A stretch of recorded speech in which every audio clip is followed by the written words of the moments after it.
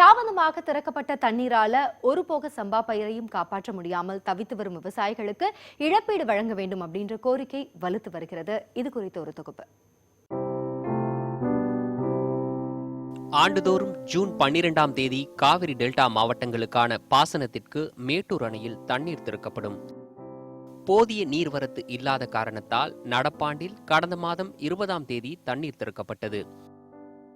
ஒரு போக சம்பா சாகுபடிக்கான இந்த தண்ணீர் கடைமடையை கூட எட்டி பார்க்கவில்லை. நேரடி விதைப்பு, நாற்றங்கால் சாகுபடி செய்த பல இடங்களில் கருகும் பயிர்களை காக்க முடியாமல் விவசாயிகள் தவித்து வருகின்றனர்.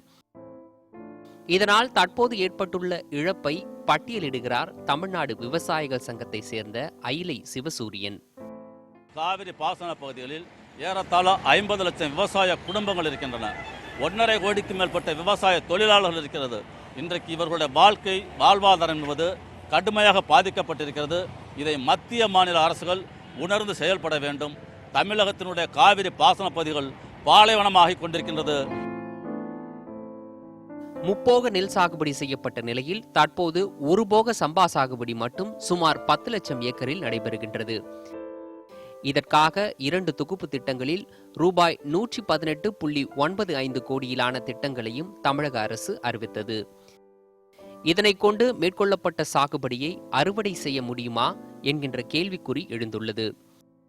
எனவே தற்காலிக தேவையாக இழப்பீட்டை மத்திய அரசு வழங்க வேண்டும் என்று வலியுறுத்துகின்றனர் விவசாயிகள்.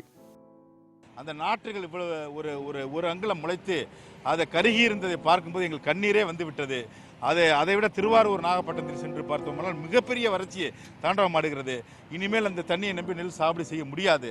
அதனால் தமிழக அரசும் மத்திய அரசும் தமிழக விவசாயிகளுடைய அந்த வாழ்வாதார உரிமை பறிபோகாமல் வாழ்வாதாரத்தை காப்பாற்றுவதற்காக நஷ்டஈடாக வழங்க வேண்டும்.